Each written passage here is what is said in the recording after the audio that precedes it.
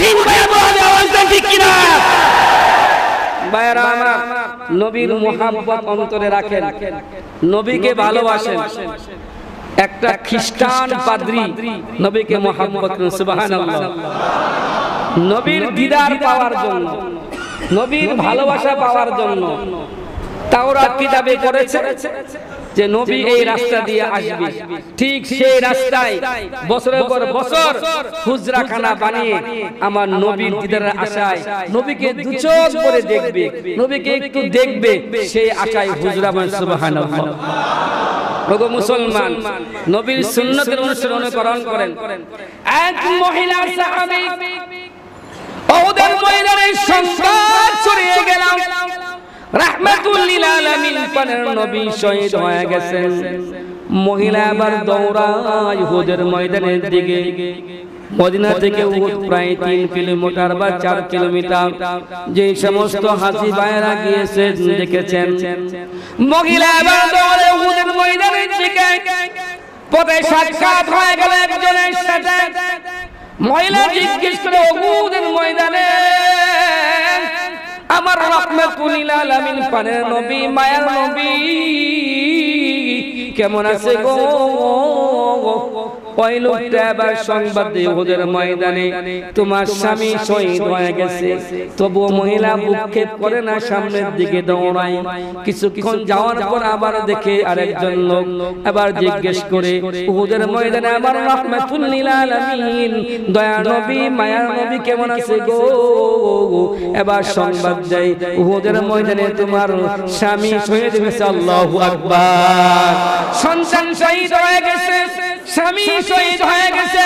ওগো মুসলমান, তবুও মহিলা সামনের দিকে দৌড়াই, সন্তানের জন্য কাঁদে না, সন্তানের জন্য কাঁদে না, স্বামীর জন্য কাঁদে না, কিন্তু আমার মায়ার নবী, দয়ার নবীর জন্য কাঁদে। সুবহানাল্লাহ। নবীর মুহাব্বত যার অন্তরে নাই, মক্কা থেকে উহুদের পাহাড় দেখা যায়। আমার রাহমাতুল লিল আলামিন একদিন উহুদের রাস্তা দিয়ে আসে, অন্য রাস্তা দিয়ে আসলেন। হযরত জিবরাইল আমিন বলেন, ওগো নবী, উহুদ পাহাড় কাটতেছে, কেন আজকে আপনি অন্য পথে আসলেন? উহুদ পাহাড় আপনার জন্য কান্দে, উহুদ পাহাড় কান্দে। আরে যুবকেরা, উহুদ পাহাড় কান্দে মায়ার নবীর জন্য, দয়ার নবীর জন্য। রাহমাতুল লিল আলামিন আবার সেই পথ দিয়ে গিয়ে যে উহুদ পাহাড় আমার নবীকে দেখতে পাই, সেই কাজ দিয়ে আসলেন। কিরকম উহুদ পাহাড় নবীকে মুহাব্বত করতেন। আল্লাহু আকবার। ওরে যুবক বন্ধুরা, নবীর মায়া অন্তরে ঢুকাও। নবী যারা কাল কিয়ামতের ময়দানে কেউ হাউজে কাউসারের পানি পান করাইবে না, একমাত্র আমার নবী, একমাত্র তোমার নবী, আমার নবী রাহমাতুল লিল আলামিন হাউজে কাউসার পান করাইবেন। কথা বলেন ঠিক কিনা?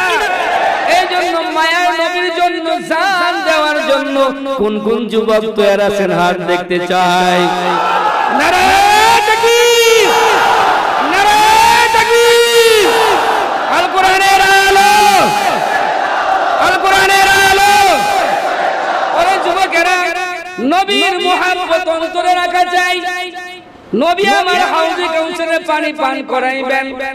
আমরা কোন দল করি না, আমরা কোন দেশ চাই না।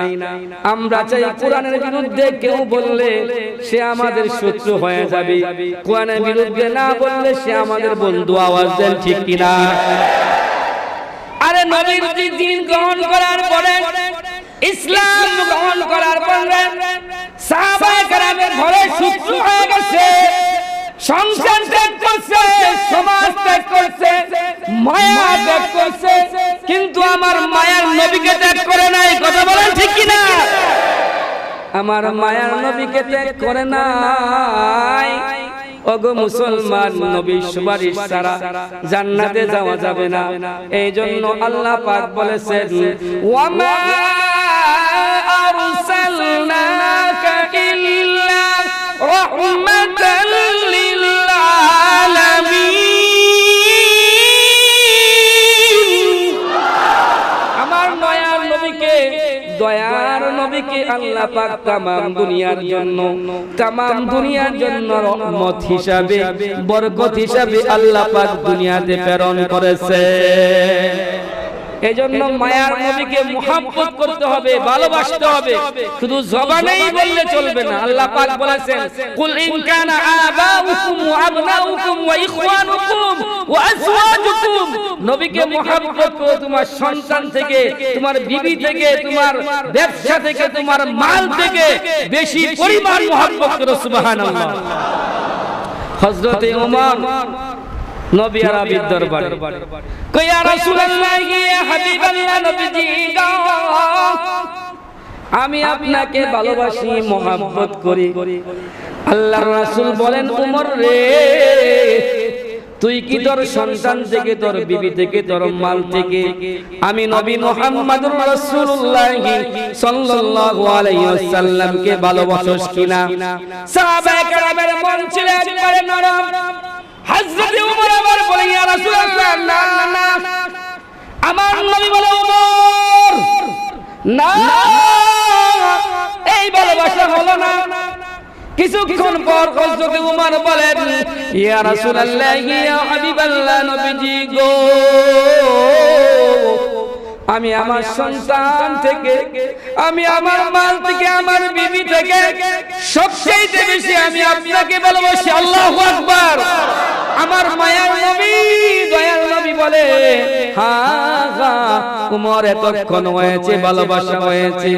নবীকে গালি দিলে মুসলমান অন্তরে লাগে না, আঘাত লাগে না। কেমন নবীর উম্মত তুমি, কেমন নবীর উম্মত। কাল কিয়ামতের ময়দানে নবী আমার জিজ্ঞেস করলেন, আল্লাহ পাক জিজ্ঞেস করলে, কি রে, আমার দুস্তরে গালি দিছে, আমার দুস্তরে বহু কিছু বলেছে, তোরা তো জবান খুলিস নাই। জবান তো আমি দিয়েছিলাম। কথা বলেন, জবান কে দিয়েছে? আওয়াজ দেন, কে দিয়েছে? সন্দেহ আছে? আল্লাহ পাক জিজ্ঞেস করবে, আরে জবান সাক্ষ্য দিবে করে আল্লাহ, জবান দিছিল, সে তো কথা বলে নাই। নবীর বিরুদ্ধে বলা হইল, কোরআনের বিরুদ্ধে বলা হইল, মুসলিম নিধন করা হইল, তবুও তোমার জবান দ্বারা প্রতিবাদ করে নাই। কাল কিয়ামতের ময়দানে জাহান্নাম ছাড়া উপায় নাই। কথা বলেন ঠিক কিনা? অনেকেই বলে এটা ওনাদের আভ্যন্তরীণ ব্যাপার না, মুসলিম নিধন হবে। হাদিসের মধ্যে আসছে, এক মুসলমান অপর মুসলমানের ভাই। আওয়াজ দেন ঠিক কিনা? বুখারীর হাদিস, সন্দেহ নাই। এক মুসলমান আরেক মুসলমানের ভাই, মুসলমান ধ্বংস হয়ে যাবে, আমরা বসে থাকবো? আমরা সেই জাতি না। আওয়াজ দেন ঠিক কিনা? আমরা উমরের জাতি, খালিদ বিন ওয়ালিদের জাতি, আমরা উমরের জাতি। কখনো এই জাতি বসে থাকতে পারে না। আওয়াজ দেন ঠিক কিনা? সম্মানিত হাজিরিন, নবীর মুহাব্বত অন্তরে রাখা চাই। মায়ার নবী, দয়ার নবী কত, আমাদের আদর্শ তো অনেক ভালো। নবী আরবির জীবনে অযথাই কোনো যুদ্ধ করে নাই। কথা বলেন ঠিক কিনা? কেন? হাজী সাহেবরা গেছেন তো দেখছেন, ওই মদিনার সেই বুড়ি, তায়েফের সেই বুড়ি রাস্তায় কাটা কাটা কাটা ফলাইছে, আমার নবী কাটা গুলো রাস্তা থেকে সরায় দিছে। কথা বলেন, সরায়া দিছে, সরায়া দিছে। আমরা উমরের জাতি, খালিদ বিন ওয়ালিদ জাতি, মুসলমান ঘুমিয়ে আছে, মুসলমানদের জাগ্রত করবে না, নচেত তোমাদের অবস্থা ভয়াবহ হবে। সম্মানিত ভাইরা আমার, আমরা সেই জাতি। হযরত মালিক রাহমাতুল্লাহি আলাইহি জীবনী তালাশ করলে তার জীবনের শেষ পর্যায়ে এরকম ছিল, তার দরজার পাশে আরেকটা ইহুদির ঘর ছিল। এই বয়ানটা আমি অনেকবার বলেছি আমার এই মেহরাবে। ওই ইহুদি বেটা সমস্ত পায়খানা, প্রস্রাবের নোংরা জিনিসগুলো হযরত ইমাম মালিক দিনার রাহমাতুল্লাহি আলাইহির দরজার কাছে রাখতেন। তো আল্লাহওয়ালা, আল্লাহর বান্দা এগুলো পরিষ্কার করার জন্য একটা গামছা, গামলা কিনে নিছেন। ইহুদি দিনের পর দিন ময়লা নোংরা গুলো ফেলাই, আর আল্লাহর বান্দা এগুলো চুপে চুপে পরিষ্কার করে। একদিন ইহুদি দেখে না রে, ওকে একটু জিজ্ঞেস করতে হবে। এবার ইমাম মালিককে জিজ্ঞেস করে, ভাই আমি যে নোংরা গুলি ফালাই তোমার কি কষ্ট হয় না, তোমার কি গন্ধ হয় না? ইমাম মালিক উত্তর দেয়, হ্যাঁ কষ্ট হয়, দুর্গন্ধ হয়, তবে তোমার এগুলো পরিষ্কার করার জন্য আমি একটা গামছা গামলা কিনে নিয়েছি। তুমি যখন এগুলো ফেলে যাও আমি এগুলো চুপি চুপি পরিষ্কার করি। আল্লাহু আকবার। ইহুদি আবার বলে, আরে ইসলাম ধর্ম এরকম সুন্দর ধর্ম, এমন আখলাকি ধর্ম, দাও দাও আমাকে তুমি কালিমা পড়ে দাও, লা ইলাহা ইল্লাল্লাহু মুহাম্মাদুর রাসূলুল্লাহ সাল্লাল্লাহু আলাইহি ওয়াসাল্লাম। আমরা সেই আখলাকি জাতি, আমরা সেই নবীর উম্মত, আমরা সেই নবীর উম্মত। আমরা অপরকে বিনা অপরাধে আঘাত করি না। কেন? আমার কোরআন শিখাইছে, আমার রাসূল শিখাইছে, ঘুমন্ত মুসলমানদের চুলকাইবা না। চুলকাইলে কিন্তু খবর আছে, কথা বলেন ঠিক কিনা? ঘুমে রয়েছে মুসলমান, চুলকাইও না। খবরদার খবরদার। খালিদ বিন ওয়ালিদের বাহিনী, হযরত ওমরের বাহিনী, হযরত বেলালের বাহিনী বাইরে হয়ে গেলে, হযরত বেলালের বাহিনী বাইরে হয়ে গেলে দুনিয়ার বুকে কোথাও জায়গা হবে না, কথা বলেন। দুনিয়ার বুকে কোথাও জায়গা হবে না। মুসলমান সেই জাতি আল্লাহ তাআলার কাছে ছাড়া কারো কাছে নত স্বীকার করে না, কথা বলেন ঠিক কিনা? স্বীকার করেন? মুসলমান মরে যায় তবুও শুধু স্বীকার করে না। হযরত যায়েদ বিন জারিসা রাদিয়াল্লাহু তাআলা বদরের যুদ্ধে হযরত যায়েদ বিন জারিসা কিছু মুশরিককে শহীদ খতম করে দিয়েছিলেন।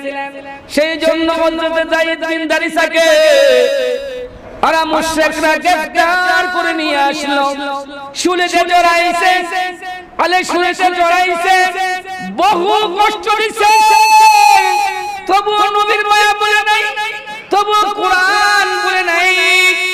এবার কাফেররা প্রস্তাব দেয়, পরে দাঁড়িয়েছে তোরে আমরা ছেড়ে দিব, তবে একটা শর্ত, তোর স্থানে তোদের নবী মুহাম্মদকে দিলে আমরা তোকে ছেড়ে দিব, তোকে আর মারব না।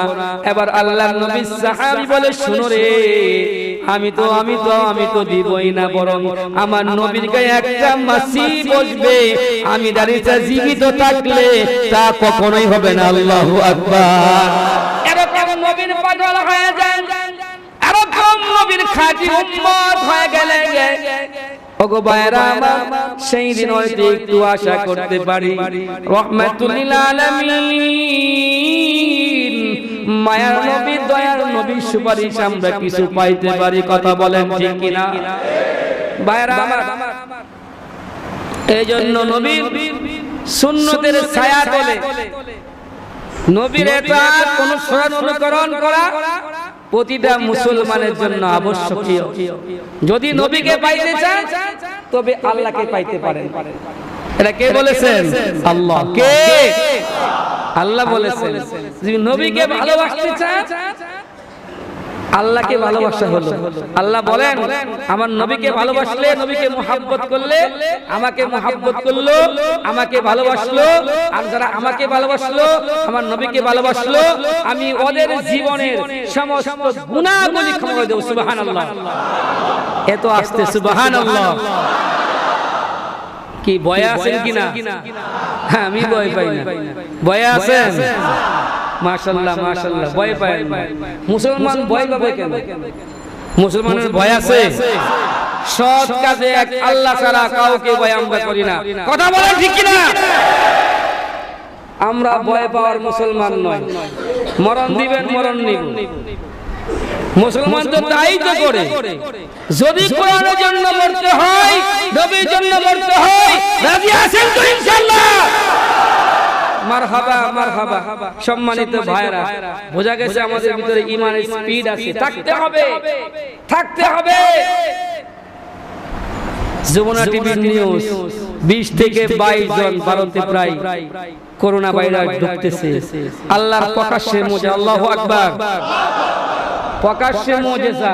কোরআনকে অবজ্ঞা করো না, কোরআনকে ডিনাই করো না। তোমরা কোরআনে আগুন দিয়েছো, তওবা করো। সেই ভারতবর্ষে স্বাধীনতার জন্য মুসলমানদের 70% মুসলমান ক্ষমতায় দিয়েছে। আল্লাহু আকবার। মুসলমানদের অবদান ভারতে আছে। আমি আগেই বলেছি, কোন রাষ্ট্রের বিরুদ্ধে বলি নাই, রাষ্ট্র আমাদের বন্ধুতম রাষ্ট্র, কিন্তু একটা ব্যক্তির বিরুদ্ধে ঘৃণা আমাদের। কথা বলেন ঠিক কিনা? আমরা একটা ব্যক্তিকে ঘৃণা করি, একটা রাষ্ট্রকে নয়। পারেন ভাইরা আমার, অন্যদের তো আমরা বলি না, অন্যরা তো এরকম করে নাই, এই জন্য ওনার বিরুদ্ধে আমাদের বলতে হয়েছে। কেন? অতীতে দেখেছেন আমাদের বাংলাদেশে আমরা মন্দিরগুলো, আলেম উলামারা, আমাদের পড়াশোনার ভাইরা, এরা পাহারা দিয়ে রেখেছে। কথা বলেন ঠিক কিনা? আমরা তো উচ্ছৃঙ্খল করি নাই। এই দেশে হিন্দু, মুসলিম, বৌদ্ধ, খ্রিস্টান সবার নিরাপত্তা আমার সরকার দেয়। আওয়াজ তো ঠিক কিনা? সবার নিরাপত্তা দেয়। কেন সেই দেশে আপনি নিরাপত্তা দিলেন না? একজন মুসলমান মসজিদে গেলে তাকে গুলি খেতে হবে, তাকে মরতে হবে, কেন আপনি করলেন? এই দেশে আসার অধিকার আপনার নাই। কথা বলেন ঠিক কিনা? এই দেশে আসার অধিকার আপনার নাই, আপনি অধিকার হারিয়েছেন। প্রাণের ভাইরা আমার, আমরা সভ্য জাতি, সভ্য মুসলমান। আমাদের আখলাক নবী আমাদের শিখিয়ে গেছেন। আমরা আখলাকি মুসলমান। আমরা অন্যের ক্ষতি করতে জানি না। আওয়াজ দেন ঠিক কিনা? অন্যের ক্ষতি করব? বাবা কয়দিন বাঁচবেন, ক্ষতি করেন না। জবাব দিতে হবে একদিন। আজকে ক্ষমতা আপনার আছে, শক্তি আছে, দল আছে, লোকজন আছে, ওখানে কেউ নাই। তাকায় দেখেন কেউ আছে? এই তাকানে দিকে তাকান, একটু তাকান না। কেউ আছে? কেউ নাই। খুব ঝামেলায় পড়বেন ওখানে। কেউ নাই তো এখানে, কেউ নিরাপত্তা দিবে না। কোন দলের লোকজন থাকবে না, কোন চেলাবেলা থাকবে না, নিরাপত্তা রক্ষী থাকবে না, অহংকার থাকবে না, টাকা থাকবে না, পয়সা থাকবে না, থাকবে না আপনি একা। বলছো ঠিক কিনা? অতএব পরের ক্ষতি করবেন না।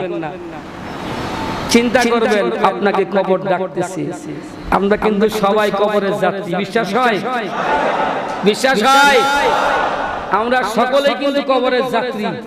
একদিন না একদিন কবর যাইতেই হবে। তার মানে কারো টিকিট আগে কাটা, কারো টিকিট পরে, কারো টিকিট মাঝখানে।